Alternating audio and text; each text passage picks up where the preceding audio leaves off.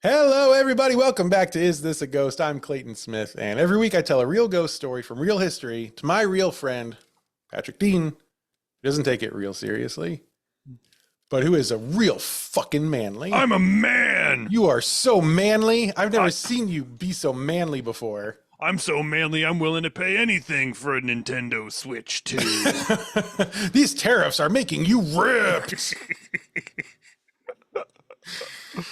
I assume, a week and a half from now when this comes out, this will probably be a wider story. But just in case, do you want to share the text messages you sent me tonight? Oh, just the recent spin of the tariffs that have devastated the world economy is that the tariffs will make you a man. They're manly tariffs. My chest has never been hairier than it was as soon as I paid $19 for a cup of coffee. My chest has also never been hairy. That's because I can't afford to shave it anymore. So that's just what's going to happen now. Now I am big like a bear. Thank you, Donald Trump. Do you know? Did you like dig into any of this? Like, what is? I don't dig any. To me, Fox News is like the Onion. The headlines, as far as I need to get. I need zero other content. Yeah, but your jawline is looking pretty good. Thank you. You must be financially devastated because your jawline is fantastic. Never felt more powerful than when I opened my retirement app and saw that my entire account was down 10 points this week. I am jacked. So what else is going on? Anything other than being super just pumped with testosterone? No, that's about it for me. I'm really hoping that all those testosterone supplements were not manufactured in Cambodia, because that is going to be bad news for me in a few days. I cannot afford to pay the tariffs on all the testosterone supplements that I need to make myself a man.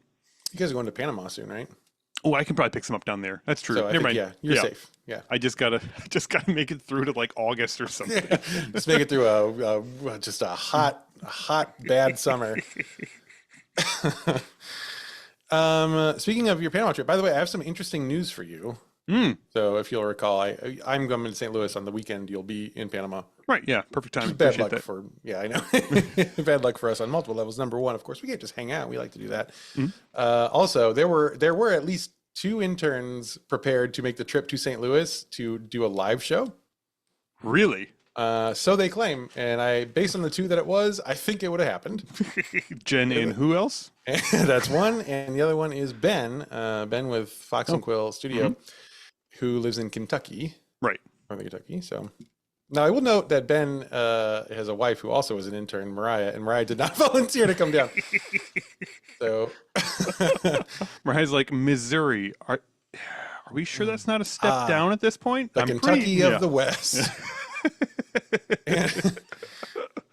So anyway, so it was a bummer that you're going to be in Panama. You conveniently scheduled a trip to Panama that one weekend. Yeah. But as it turns out, actually, as a matter of fact, Patrick, we just learned that it's a long story. We can get into details if you want, but we don't have to. The short version is we have to actually switch our weekend. We're going to come in the weekend before that now. Oh, okay. That's when I'll be in. Nope. See, no, I already checked with Amy, Cambodia. and she said you'll be here. She said mentally he'll be in Cambodia, but physically his body will be here. So now I will say I don't have really any leads on a place to do a cool live show, but we have some Missouri listeners. So listen, everyone, I don't want to speak for Patrick, but I'm just saying if you I don't know, come to Patrick's basement. If you've ever dreamed of listening to a live podcast in an Aldi, but subterranean, then we might have the solution for you. So the last full weekend of July, we're going to be the 24th through the 28th, I think, is the dates. Okay. If anyone's got some St. Louis venue hookups, we could do a thing. And then the second step in that process is then helping me find a way to trick Patrick into agreeing to do that. And that's legwork. That's legwork. That's hard, but we're not there. But regardless, we could get together if you want and do a cool chill hang somewhere. Yeah, we'll see. You like how we like to do chill hangs where we both bring our recording equipment and we just we don't use it, but we just have it there with us in our leather messenger bags. Yeah. Mm-hmm. Yeah. Our branded leather messenger bags. Oh man, but we are coming in early, so that'll be fun. So hopefully we get to see you.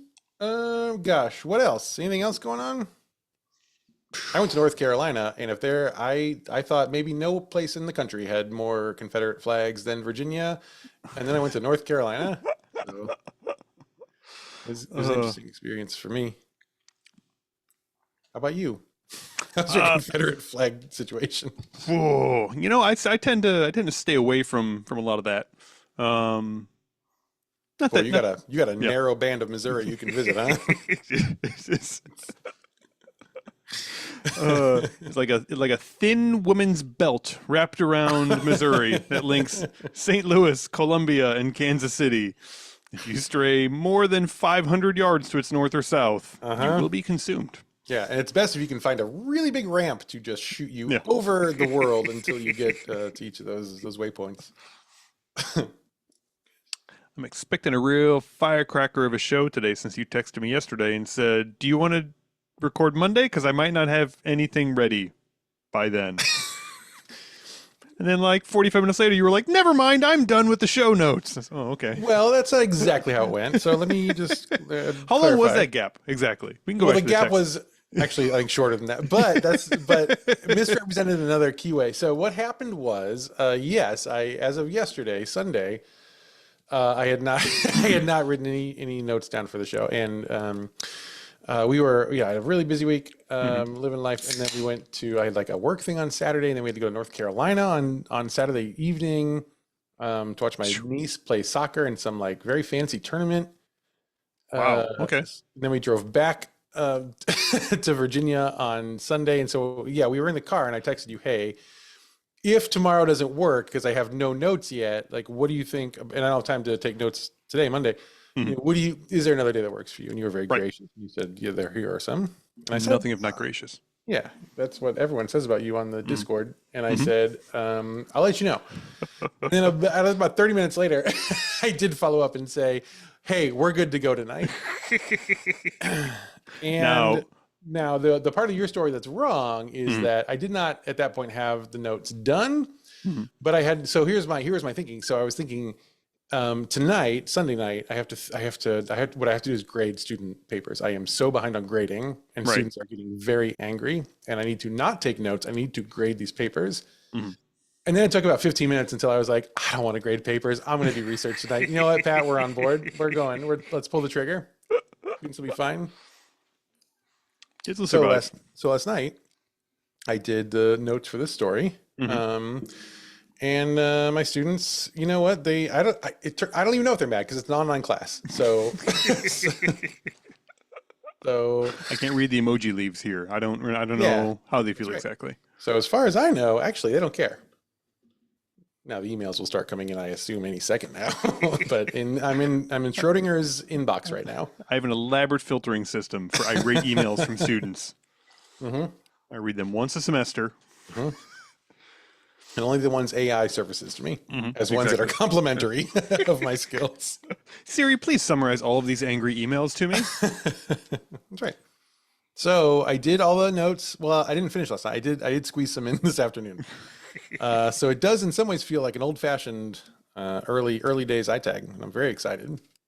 The interns they finally, after like 9 months, they finally recorded the show they've been promising us for a long time, which is really exciting. I haven't heard it yet, but I in the Discord, in the admin channel, they were saying, they were congratulating themselves for doing such a good job. As they should. Clap. Yeah, of course. And Jeremy, as the lone voice, is like, so you're telling me there's going to be 6 claps? I have to line up 6 tracks and 6 claps. This is going to be really cool. Thanks, everybody, for doing this great work. I love it. Thank you for all getting together on separate tracks. So I look forward to hearing that in 7 months when Jeremy has finally gotten around to finishing the edits on that. All right. Well, in that case, do you want to hear a ghost story? Absolutely. I thought you might. And I want to say this story was actually, speaking of our friends Ben and Mariah from Fox and Quill Studio, who are working on our merch. And by the way, we've been saying this for a long time now. It's finally true. They have dropped a ton of new merch on our website. And so some of it is like, new products with old designs, and some of it is brand new designs. Oh ho ho. And one of those brand new designs I really like a lot. And that is actually what inspired tonight's episode. So they have a design that here, you know what? Let me just pull it up for you. I don't know if you've seen this yet, Patrick. I don't know if you probably, I mean, I'm sure you've got eyes on our store like constantly to see. Yeah. Just I keep track of, stocking levels. Yeah. Things like that. Yeah. All that. So they have this this shirt that I show you here. Here's my shirt button. Here we go.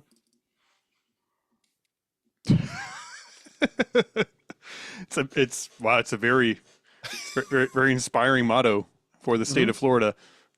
Life is too short to have sex with a Florida ghost. And the style evokes the license plate of Florida, Absolutely. which is great. Yes. I love this. And I think this comes from, I think something I might have said, one of us definitely said it on the episode of The Devil's Chair. Mm-hmm. Yeah. Which is a Florida thing. Yep. This is my new favorite thing. So life is too short to have sex with a Florida ghost. It really is. So that shirt's available in the store now. Thank you, Fox and Quill, for putting it together. And I thought, in honor of this wonderful new piece of merch, it may be appropriate to do another Florida ghost story. I'm all for it. All for it. We're always good. We're always good for Florida ghosts. They are the weirdest of the stories. Yep. So with that in mind,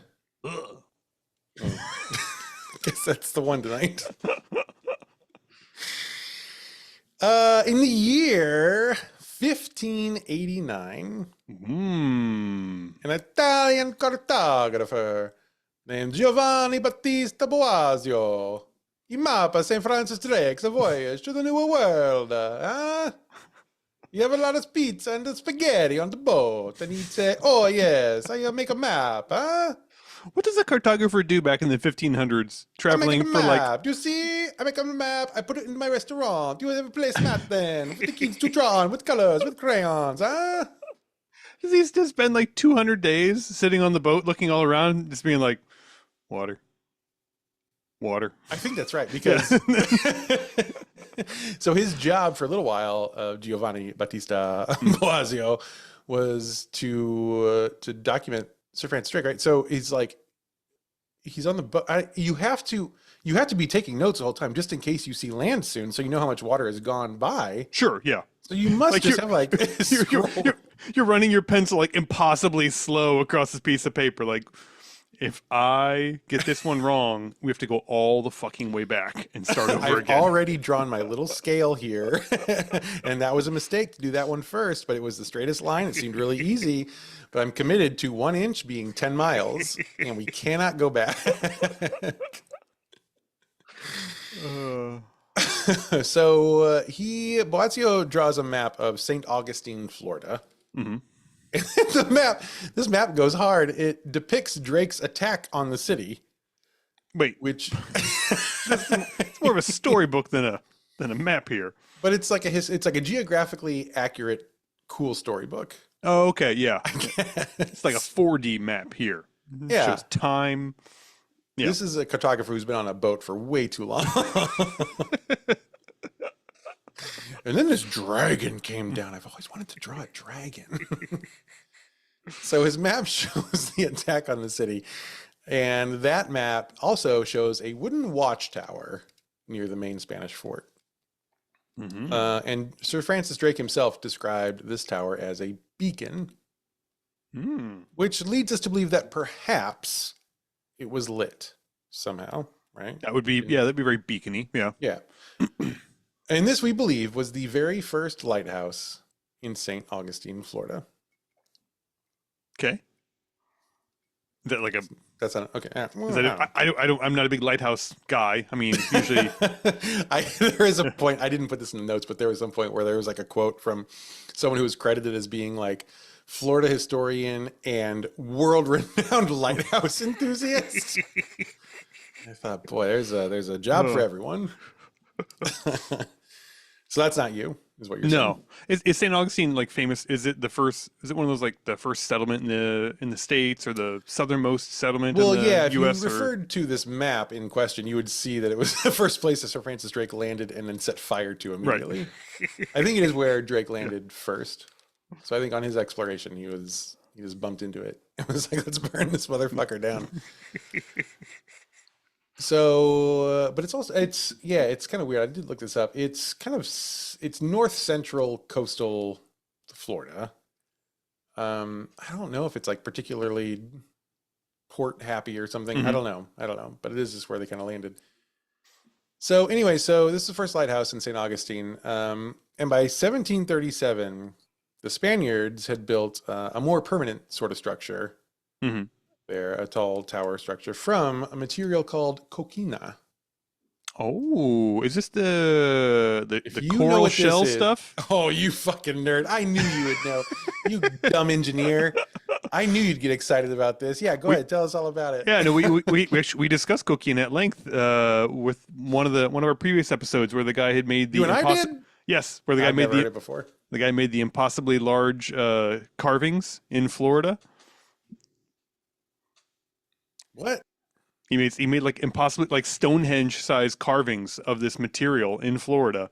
This And there's does not ring one single I, bell. I am so proud of myself for remembering something I from this can't believe it. series I'm in that shock. you do not remember. I also apologize in advance for Jen probably again putting her fist through her monitor right now while she's listening to you not remember the episode about the coquina. Look, we can't be all encyclopedic about is this a ghost? What the fuck? What sculptures? It was like he made this huge like sculpture garden in Florida, made out of this like coral seashell type material. I have never heard this story before. Huh, and you're telling me I researched and told that story, huh? I certainly hope it's not this story. I'll tell you that much. Boy, hey everyone, we'll be right back. Oh man, I have no memory of that. That's great. Okay, this is going pretty well. So yes, coquina, as you have noted, and I guess as I once also noted, this is a sedimentary rock that is composed either wholly or almost entirely of the transported, abraded, and mechanically sorted fragments of mollusks, trilobites, brachiopods, or other invertebrates, Hmm. which is basically what you said. Yeah, I said coral and seashell smushed together. I said it in not so many words. I'm going to search real quick. I just need to look and see. You are desperately trying to see if we have done this episode before, aren't I you? have no notes about coquina in here, so I don't think you're right. I think maybe you listened to a different podcast. Maybe. Yes, it clear. Yeah, I was on a different ghost podcast or ghost adjacent podcast. What I will say is I keep all my notes in my notes app and Sure. ever since the beginning of time, and there's not a single one that shows up when I type in coquina other than today's. I guess we'll see. Well, this is a fight for later. All right. So anyway, you were right. You know what coquina is, and so that's what the Spanish built this new tower out of. You okay? Hmm. Oh yeah, I'm excited. I'm pumped now. Oh yeah, feeling very smug. Now, so again, we don't actually know that the Spanish use this new tower as a lighthouse necessarily, but we think it probably was used as a lighthouse, and we think that maybe it was used as a lighthouse only because a lot of ships' logs and nautical charts from the time referred to it as a lighthouse. So I don't know what the burden of proof is, but it's like Yeah. we don't know for sure. But a lot of ships' logs and nautical charts did say it's a lighthouse. It feels pretty comfortable to me to say that it's a lighthouse. I mean, anything you notice from a ship is a lighthouse technically. If it's like a forest fire, like that's a That's a very temporary lighthouse. yeah. After a while, the British came into town Mhm. because that's our history. They fucked with Made- Florida for a little while. Made everything a lot better, right? Mm-hmm. Yeah, hard to say, I guess, but yeah, probably. Then in 1783, the Spanish took at least St. Augustine back. And at that point, the lighthouse was improved once more. Spanish love making better lighthouses here. Clearly, yeah. We know they did that because in 1780, a man named Joseph Frederick Wallet de Bar made an engraving of the area. Mhm. So this is like a wood cartographer. Yeah. This cartographer is not being rushed. He's allowed a lot of time. He's been on the ground for a cartograph. while. He's not drawn his pencil across this thing. Yeah, he's got time. And he makes an engraving that shows a much nicer lighthouse tower than had previously existed in that spot. Mm-hmm. So DeBar, by the way, was a Swiss-Canadian engineer. Okay. He was also a marine surveyor. And I really, if I had done these notes further in advance, I would have found some sort of like alert sound, because we have had so many people, and I am not joking. Like I've lost count of the number of people who have reached out to us via email or on social media or in the Discord or whatever, saying like, "Hey, it's been a long time since you guys have had a surveyor on the show. When are we getting another surveyor?" And listen, folks, I don't search surveyor ghost, Right. so it's tough. It just happens. It just happens. It's just part of life. It just happened. I feel so sorry for those guys on like the side of the road that are like putting down the flags for when they go dig a trench or whatever, and they got to put down all the little yellow flags for the gas lines. Because I imagine like those guys they're dead in 5 years, according to this show at least. There's no way. There's no way those guys. No way. I don't think we've ever talked about a marine surveyor though. Sounds like it'd be real hard to find the stones, hard. You know, real difficult. Like, is that one down there? I don't know. It's pretty far down there. Okay, we'll use the cap of that wave. Wait. Oh, yeah. Wait. I don't know. This shark is pretty clear that this is his land now, and I don't think I want to argue with him anymore. So I don't know how you become a marine surveyor, what you do as a marine surveyor, but we have one. I'm willing to bet it's demoted for land surveyor. I think I don't think there's a made up job. Yeah, I don't think it's an adjacent move. I think it's demoted from land surveyor. I think it's a demotion that they package as a promotion. Oh, okay. They're like, we gotta get Phil off. Yeah, Phil is so bad. He doesn't know how to measure rocks at all. This is like the snipe hunt of surveying is what I'm hearing. This is yeah. Hey, why don't you go out there and be you know what? Congratulations. Yeah. Finally. Whew, man, you made it. Marine surveyor, and you've finally proven your mettle. Mm-hmm. And you're a marine surveyor now. Here's your raft. Yeah. There's a raft and a very long rope and a rock. We will hold this knife just in case you come back, but good luck. So, that's his whole role. And he does this wood carving where he shows a nice big lighthouse tower. Now, the first lamps in the St. Augustine Lighthouse, when they get lamps, they burned lard oil. Mm-hmm. I'm going to go ahead and I bet that smelled delicious. I bet that was, I would love to live there. This ties into I'm going to call a fun fact. Mm-hmm. Wham! Although I think it's a little light for a real fun fact, but it's been a while since I got to hit that button. I didn't this is a fun Clayton fact. I didn't realize until researching that lard was specifically pig fat. Mm-hmm. Yes. I thought it was kind of a catch-all term. Oh, right. Now I've eaten lard. I've bathed in lard. I've mopped lard on my face. So I'm familiar with lard. I didn't know. And if I had known that whole time that it was specifically pigs, boy, I would have been in hog heaven. But I didn't know it was specifically pigs, which is very delicious. You're right. So yes, this was the best smelling lighthouse. I'm not sure why they're wasting all of it up in the lighthouse. I'm really not. This is weird because eventually, like, whale oil is a thing, especially on the Atlantic Ocean. Right. It never uses whale oil. Now, I'm not saying we should go like kill whales and stuff. Like, right. I mean, I'm actually anti, but they should have fucking killed those whales and gotten that oil because I need that lardo on my very fancy dinner. Tallow, of course. I knew it was like beef, cattle, rendered fat. Tallow is also the term for sheep, rendered sheep fat. Oh, okay. I did not know that. Interesting. Wham! That's a fun fact for Patrick. I also didn't know. So it's interesting. I don't know. If you're into like the different kind of like rendered fats of different animals, lard is pig and tallow is cattle or sheep. I have to look up chicken whenever I get done with the show here. See what rendered chicken fat is.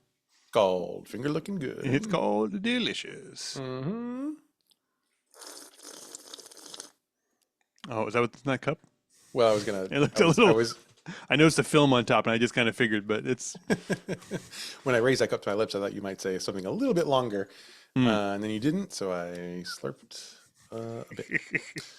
So anyway, choosing lard oil, so that's all great. As time goes on, the lighthouse gets better and better. You know, upgrades are happening. Eventually, it's made of brick and not dead mollusks or whatever. They start using multiple lamps with silver reflectors. Okay. Which is a big step up from, I guess, one fire with one reflector. I guess. I mean, let's be honest. There's only one ocean, so how many lamps could you possibly need? You point one More out of than the one ocean. is a glut. Yeah, exactly. More than one also makes it impossible to change them because it's always right in your eyes the entire time. There's no way to shield yourself. Oh man! So they do that. Now that system is replaced in 1855 with a Fresnel lens. Oh, you familiar with a Fresnel lens? Is that like one of those? Is it like one of the big expensive bulbs? Is that what it is? You can guess what a Fresnel lens is, and I'll show you this picture here. Is it a big, like a big contact lens? No. Okay. Well, you know what? Is it? I don't know what your contact lenses look like. Is it like that big mirror from the James Bond movie where they were using it to make the big laser? Is it that one? It's a little different than that. Okay. You've seen the movie The Lighthouse, right? Yes. Yeah, so Willem Dafoe. Might look familiar to you. Oh yes, yeah. That's where they go and kiss. You know what? So I started watching The Lighthouse, and I got like 20 minutes in, and so far so good, but it is very unsettling. Now I didn't finish it because I am an adult and I have responsibilities. Sure. And I started watching it also at my nap time, which was 3 o'clock in the afternoon, like a real adult with real responsibilities. And it was so like I couldn't see what was happening because it's such a dark movie. Yeah, and your phone is so tiny. That's right. My iPod screen is so small, and I'm just huddled in this corner. But I wanna go back and finish it. So far, so good. The sexual tension is incredible, but the part I stopped where Willem Dafoe was just sitting in front of this lens, just as it's spiraling around, and yeah, that's a cool thing. And so they get one of those. It's great. 1855. So they do keep using lard oil. Whale oil. I already talked about that. Yeah. So right around the time this Fresnel lens is installed, the job of lightkeeper passes to a woman. Her name is Maria Mestre de los Dolores. Oh. I'm interested. And Maria is actually the first Hispanic American woman to serve in the Coast Guard. Oh, wow. Okay. And I need to do a little more research here. If what I read was, if I'm understanding what I read correctly, I think that she was not in the Coast Guard until she became the lighthouse keeper. And they're like, you're technically guarding the coast. Sure. So now you're in the Coast Guard. Yeah, you're doing more good than the rest of the guys are. Well, boy, howdy, huh? We are so anti-Coast Guard on this show. We've always been. She's first, Hispanic American woman in the Coast Guard. So she's there. It's great. Now, a few years later, in 1861, the Civil War breaks out. We've talked about that on this show before. I remember us talking about that one time. Maria, along with a local harbor master named Paul Andro, they remove the lens from the lighthouse and they hide it to keep those goddamn Yankees from sending ships to St. Augustine. Oh, so they're the baddies. Okay. Yeah. Well, they are Southern. I wonder how many comments we'll get on Spotify about this episode. Coming in fast and furious lately. But yeah, so they hide it. Now, I kind of love this. Like, I don't support the Confederacy by any means. I want to be clear about that. However, but I do support cleverness. Yeah, correct. So it's a real pickle, this one. You could just turn the light off, but they go the extra step and they say, we're going to take this gigantic lens and we're going to hide it. We're going to take it down 2,000 spiraling stairs first. Very one at a time. I would throw it out the window. I would say, we don't need this anymore. I would tie some clothesline to it and just slowly lower it down onto the rocks below. Into the ocean. We can return to the deep. Return to Cthulhu from whence you came, little lens. So where are we here? So this works out pretty well for a while, but eventually the Union Navy is like, I, I, I think there's a state down here. I, We can't, we I mean, can't it's see real dark at night down here, but I think something is going on down it. here. I did open my eyes during the daytime yesterday, and I thought I saw a whole state. There's a big tall building over there that smells like lard, and There's a I'd like to check big her out. building over there making me real hungry, and I want to find it. So, like, where the fuck are all the lighthouses? And in an attempt to answer that tactically important question, the Union Navy actually caught Paul Andro, and they held him captive in an offshore ship and tortured him until he told them where to find the lens.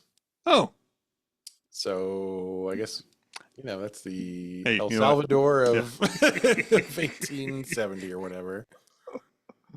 for the critical question of where's the expensive lens we wanted. That's Yeah. sure. Yeah. So interestingly enough, I guess they must have done this right at the end of the war because he gives it up. Mhm. But the Civil War ends in 1865, and even though they know where the lens is now, the lighthouse does not light up again until 1867, 2 years later. Hmm. But it does go up on June 1st of that year, and everyone is pretty excited to have it back. Those- And to get these goddamn ships off the shore. This is, I keep building my house here, and they just keep getting fucking rammed by ships in the night. The most excited people are definitely the ones who are sailing right toward the fucking rocks when the light comes back on. Oh shit! So for 2 years, and for many years, but after the Civil War, it should have gone up. Yeah. For 2 years, people are just like, I guess I'll hit these rocks. Like, oh no. Speaking of oh no, the lighthouse is back, of course, and everyone's excited except now. The lighthouse keeper is looking around at the actual earth beneath the lighthouse, Mhm. and he's thinking, that doesn't look so good. Mm.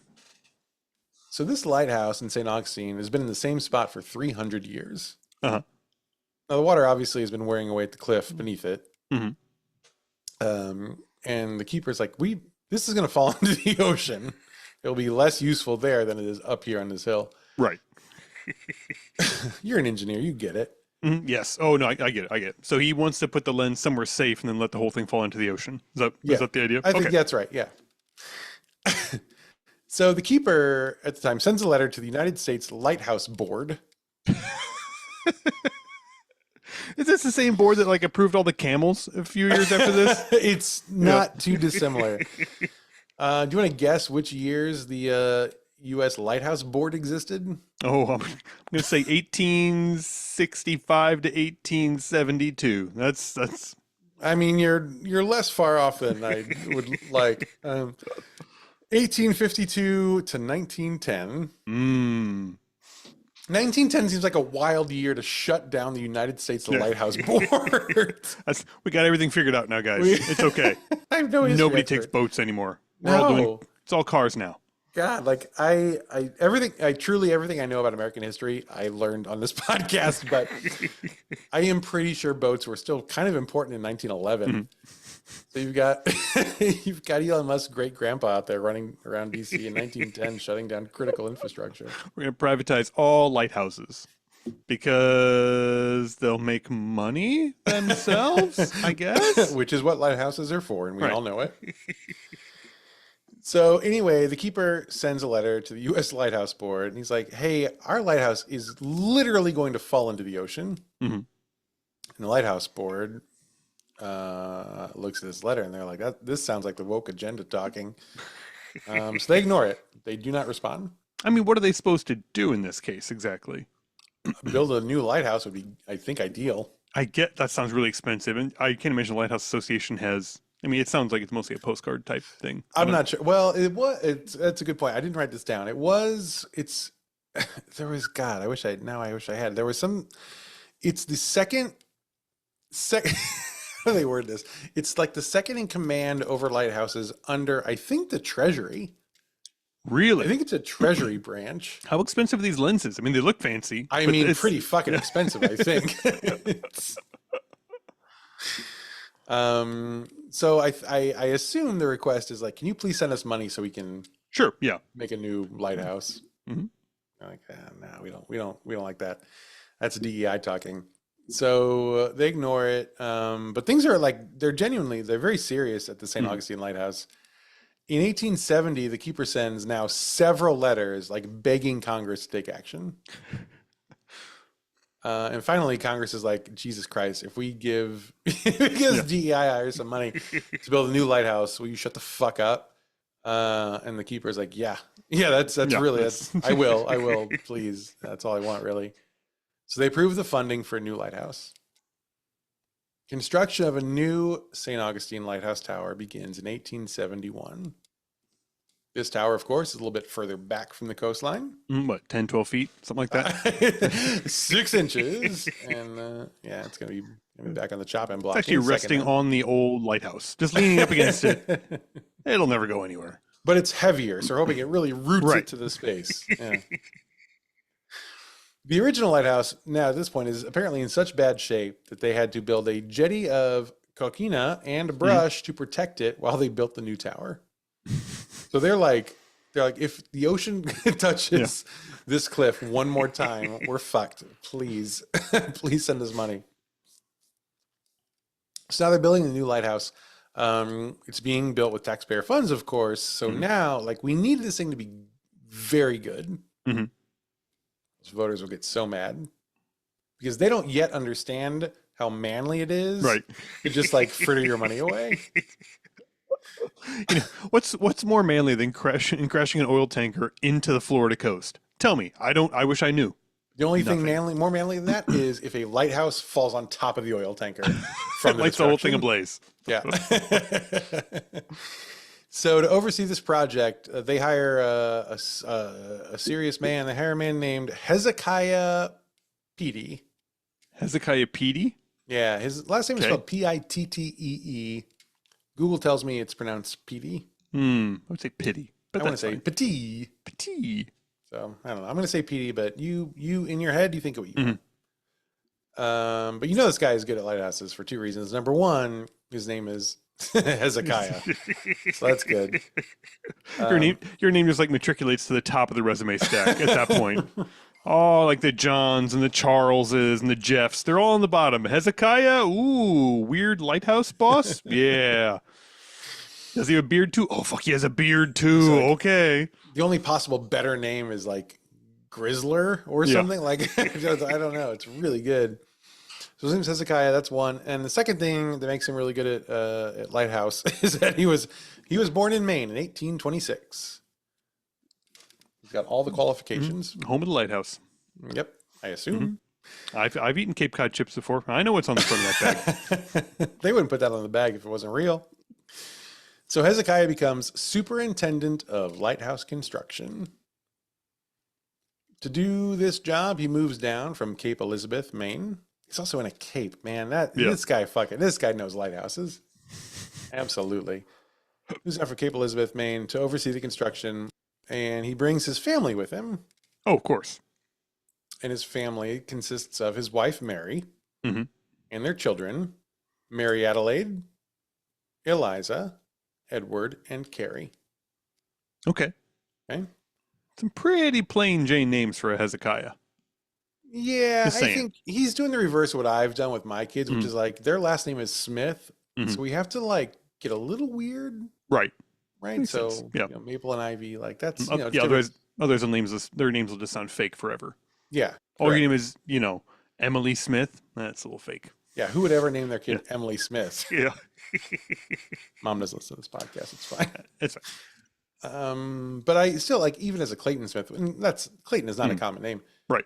I have the number of hotel clerks I have had make the very funny joke to me, like, "Your name's Clayton Smith. Are you sure?" Yeah, man. I don't even know what you're trying to say. Like, do you think really someone would give a fake name of Clayton Smith? No, it's not even the joke. If I was going to call up with like a fake name at a hotel, it wouldn't be something like really boring. It'd be something exciting because I'd finally be able to go by a fun name. Yeah, like what? Like Dipshit McGee. It'd be a I good don't one, I think. think. I don't think. That's mean, gonna raise some flags. I'd have to produce some sort of photo ID to claim that I am dipshit McGee. And luckily enough, I went to Dave and Yep. Buster's last week, and they had this fun new game. My prize was a dipshit McGee. I don't know, ID. Mm-hmm. Passport. Important. Yeah, it's all the supporting documents. I can go anywhere in the world with this thing now. Can't come back, but you can go. No, For absolutely. sure.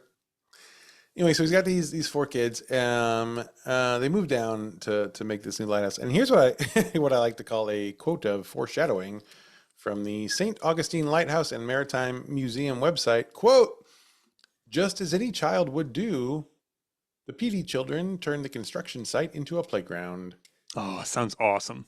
inviting the children of the workers into their fun. You ever bring your kids out to drive your To active construction sites? No, I don't really. I don't do that. No, it's strange. It's pretty much frowned upon nowadays. My dad did that with me a lot. Really? Yeah, he didn't care if I got buried underneath a lot of dirt, which in hindsight is a little unsettling. But I will say this: there were lots of gigantic piles of dirt. Mm-hmm. You got to run up them and play King of the Hill. That does sound pretty fun, It admittedly. was really fun. And if like other irresponsible dads brought their kids, you could play like King of the Hill with other people. You'd push them down the hill. Yeah. It was so good. Now I usually got pushed, but that was okay. No. It was also fun. So anyway, so construction starts in 1871, but for some reason that I did not pick up on, it's kind of slow going. By 1873, 2 years later, only the foundation and 42 feet of the tower had been completed. That's a lot. 42 feet. That's a lot of tower right there. Well, so this is part of, yeah. So I was confused by this because I was, the plans call for a lighthouse of 165 feet. Wow. So, and I have a hard time with measurements of length. So actually for this segment, I asked ChatGPT to put it in perspective.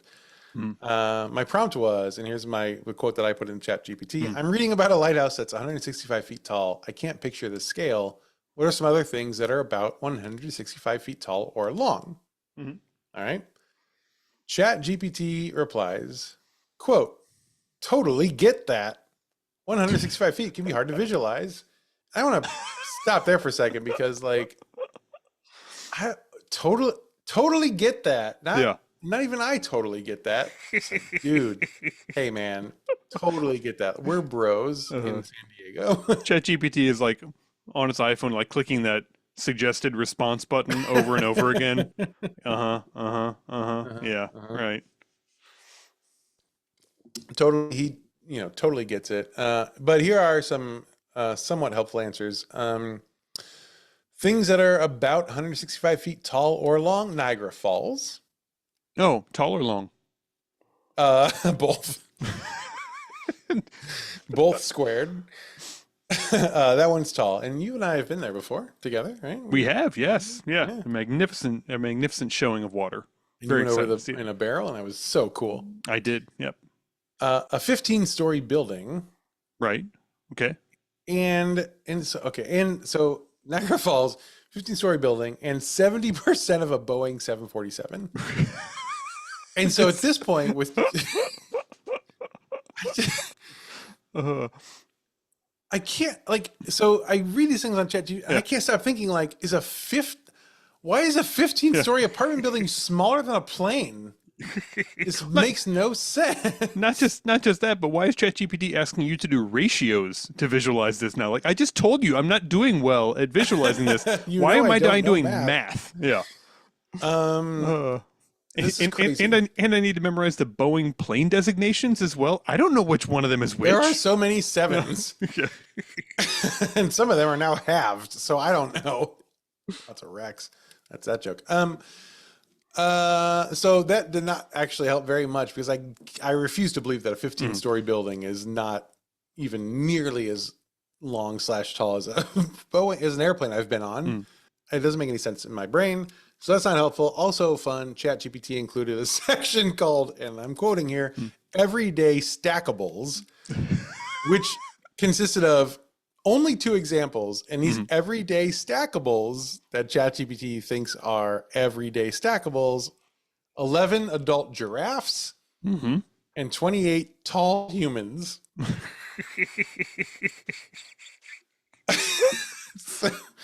So I left with so many more questions than I came. But that's anyway. So that's how tall the lighthouse is. The variety of things tall. Yeah, and so the point is, I guess I still have no fucking clue how tall it's supposed to be, but after 2 years, I got 42 feet.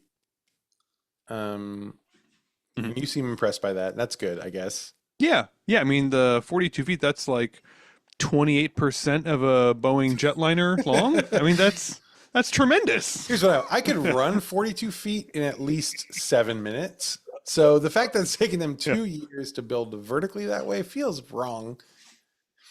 The point is, anyway, they have work to do still after a couple of years. So one of the reasons why it was taking so long was because in order to build the lighthouse that was not like literally on the coastline, they had to ship all the supplies over to Florida, and then the supplies had to move to the lighthouse, which was uphill because that's where you if you can, you want to put it up a hill. Sure. So to do this, they had to build a small rail line. From the coast to the construction site, right? But the rail line is not it's not like a train line. It's a rail line that supports a one railway cart. Right. And one guy pushing. And I assume one guy pushing like up this hill. Or maybe they have like a rope at the one end. There's no good solution here. It's either way, guys are going home tired at the end of the day, for sure. There was one source that described the cart as a trolley. So I don't know like if it's like a ore mining cart or like a San Francisco trolley. Yeah, like it's making all the stops on the way up and down the hill as well. Right. All aboard. So I don't know. Either way, it's unruly and not very efficient, I think. But it does present the opportunity for some fun. Because the cart goes up the hill. Right. Very slowly. Very slowly. Which means it also must go back down the hill. Very not slowly. Very not slowly. And here's another quote from the official St. Augustine Lighthouse website. Quote, "Riding the cart down to the water was a favorite pastime of the PD children."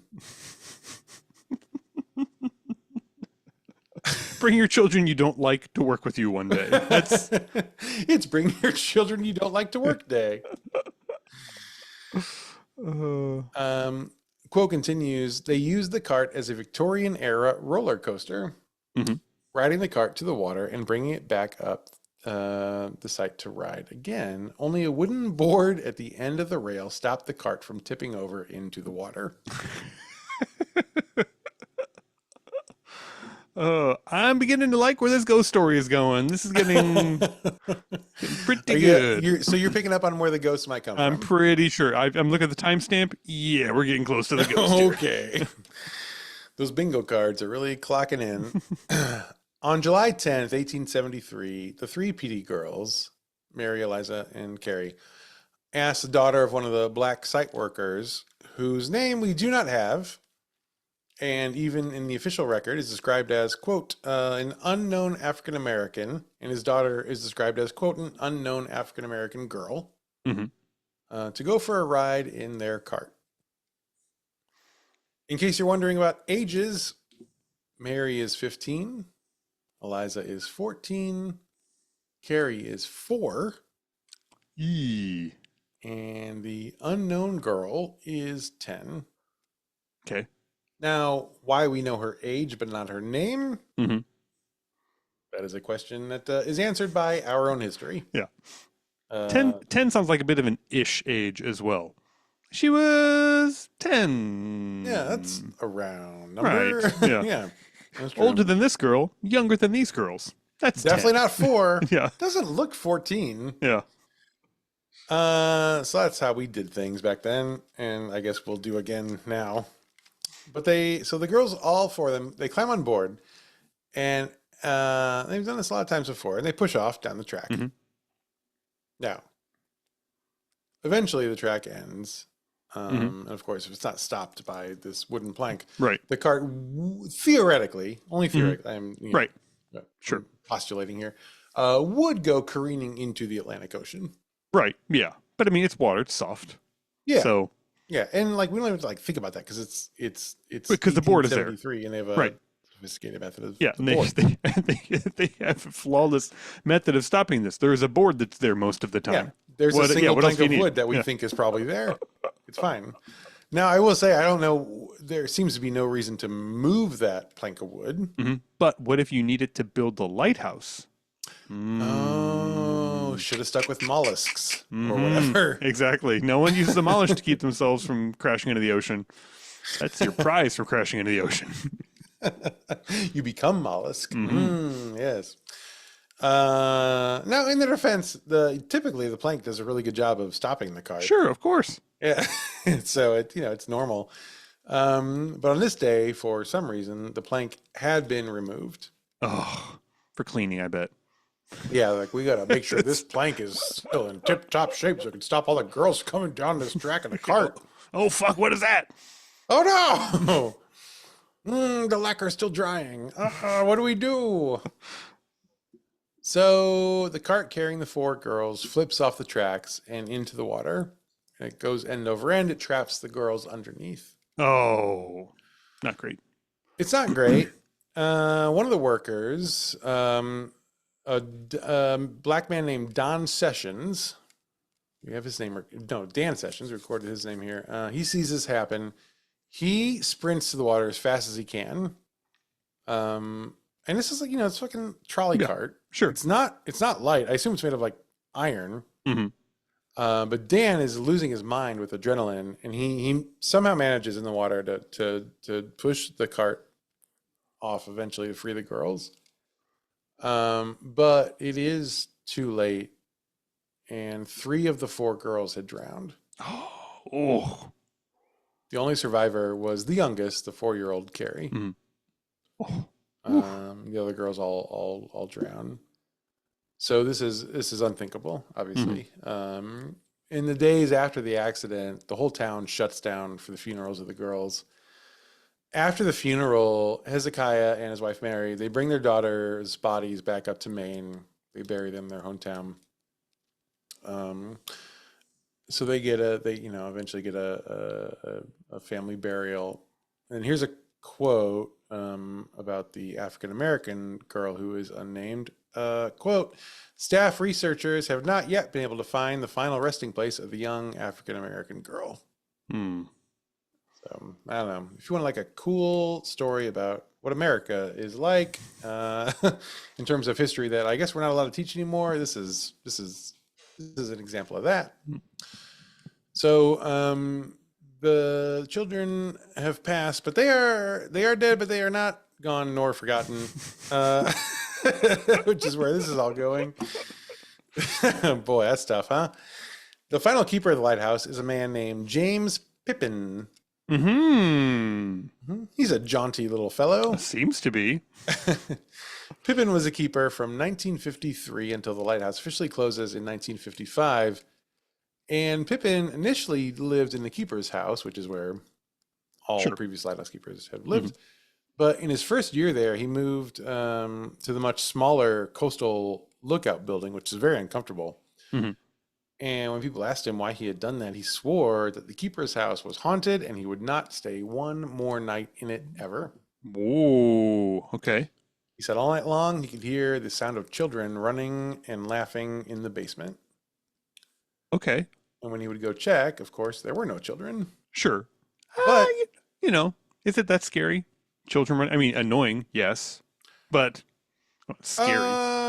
I mean, this is kind of a big existential question. Like, yeah, is a ghost scary by dint of being ghosts? Or should you just be like, cool? Right. Yeah. If they threaten you, if like the playing children come upstairs and you hear them like going through the knife drawer, then okay. Then maybe it's time to move a little bit. But for now, let kids be. We were all kids at one point. We were all kid ghosts at one point. Let's just. We were all non-ghost kid ghosts. That's true. Now I will say this. So speaking on behalf of my downstairs neighbors, who have to live with our children running up and down the hallway like fucking crazy and smashing like that sound. My children are not ghosts. They're not scary. They're not going to go through the knife drawer and murder my downstairs neighbors. I don't think. I mean, you lock the door anyway. I mean, not because of that, but just like everybody's 97% sure it's not going to happen. yes, but and that's so important. Mhm. But you know, I get what you might not like that. So he moves out, and and here's the other thing: when he would go to check, there's no children, obviously, but there were footprints in the dust. Oh, That's a little freaky. Yeah, okay, that's getting freakier. In 1955, the lighthouse is fully automated, so it doesn't need a keeper anymore. Mm-hmm. The keeper's house then was. I just can't imagine what fully automating a lighthouse is. It literally just like that little timer you put on your porch lights? Is that like literally? Like, yeah. Oh, okay, you don't have a job anymore because they invented a little wheel with a spring in it. It turns on and turn off. This is like we have that little thing for our Christmas lights that you plug in. Mm-hmm. It's like the most basic thing. Yes, it's like a little wheel. This tab here, this tab here, and the wheel goes around. It's like, fuck, wow, this apparently works without flaw. It apparently was invented in 1955 is what it sounds like to me. Because I'll be honest, it looks like it was invented in 1955. Like I feel weird doing it every year because I'm like, this should be higher tech. Yeah. It should be higher tech and work worse, but it's low tech and it works great. Mm-hmm. So that's what they have, I guess. So there's no need to fill the keeper's house with a keeper. So they rent it out to folks, and one of the guys who rents it out is a local man in the 1960s, local Florida man. He says that one night when he woke up, he found a small girl standing by his bed staring at him. Mm. Now, he didn't like this. Right. And therefore he screamed. And when he screamed, she disappeared. That's when he decided to move out. So he moves out, and then the keeper's house is left empty for several years. And then in 1970, the whole house mysteriously burns to the ground. Oh. And that's what it sounded like, yeah. Mm-hmm.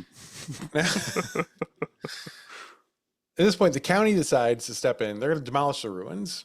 Mm-hmm. They're all ready to do it. They've got the equipment there. And on the day they're going to demolish the lightkeeper's house, 16 women in the Junior Service League of St. Augustine step in. And they say, you cannot tear this house down. We have raised $1.2 million to restore this very haunted house. Really? Correct. Like you could do so much more money. You could do so much more with $1.2 million than rebuild a haunted house. You could feed so many hungry people. Or I guess you could rebuild one weird haunted house no one likes. So they also renovated the lighthouse tower and the original Fresnel lens. Mm-hmm. And they also got, this is important, they added the place to the National Register of Historic Places, not National Register of Haunted Places. That's different. So it's on the register. So now the dumb fucking haunted house has to stick around forever. You cannot tear it down. Mm-hmm. And of course, during renovation, both construction workers and the JSL women reported numerous unexplained phenomena, such as tools moving, of course, going missing, standard fare. Mm-hmm. There were always sounds of voices coming from the basement, even though no one was down there. Mm-hmm. The foundation was still okay. On tours of the area today, guests still hear the sounds of children laughing and playing, both in the house and around the grounds. But there are no children. But they do still leave footprints in the dirt. No children in a lighthouse museum. I don't know how much I believe that. It seems like a pretty hopping thing. I know when we go to the island, the kids are always like, God, Dad, can we just like park the cars and go to the lighthouse museum right now? I thought we came here for the lighthouse. Dad, all I've ever wanted in my entire short life is to go on a lighthouse tour. You know, there's that meme going around a while ago that, like, you know, men over 40 really love the Roman Empire. Yes, yeah. I think actually what is true is that men over 40 really love lighthouses. Oh, absolutely. The solitude, the height. Oh, I would take that way over the Roman Empire any day. Now here's an absolutely batshit quote from GhostCityTours.com. If anything can be said, it's that the children now get to play long after dark. Guess that's a win for the dead children. You know what? You spend 3 minutes drowning and the rest of your life playing in the basement. Who wouldn't take that? Cake. Yeah. Boy. Now, the girls at this point have also grown powerful enough to take on a physical form. A few years ago, a man was walking around the trails of the property and saw a young girl in Victorian dress sitting on a bench. He asked her if she had gotten separated from her parents when the girl suddenly vanished. Mm. Not long after that, a woman touring the house approached another member of the tour group to compliment that second woman on her daughter's good behavior. And the second woman looked at her like she was a fucking crazy person and said, I don't have a daughter. And the first woman was like, well, who's this little girl who's been following you the entire time? And the second woman's like, there's no little girl. And you are also an insane person. But the first woman swore that she could see this girl who had just stood quietly by the second woman the whole time. No one else had seen her, by the way. Ooh. And this has been the ghost story of the PD children ghosts at the St. Augustine Lighthouse. And when you Google hauntings in Florida, St. Augustine Lighthouse comes up as like numero uno. Interesting. Now, I will say there is a second ghost at the St. Augustine Lighthouse. We don't have time to cover that here, but that is going to be our next ghosty. Oh, okay. So if you want to hear about the other ghost on Ghost Plus, sign up for Ghost Plus. It's going to be good because here's a spoiler alert. You've already heard about this ghost in this episode. Oh. Can't wait. And that's where we'll leave it for now. Is This a Ghost is a production of Smith Show Media.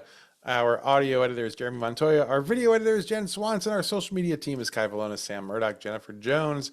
New merch, actually, truly, really, now in the store. Go buy it from Fox and Quill Studio.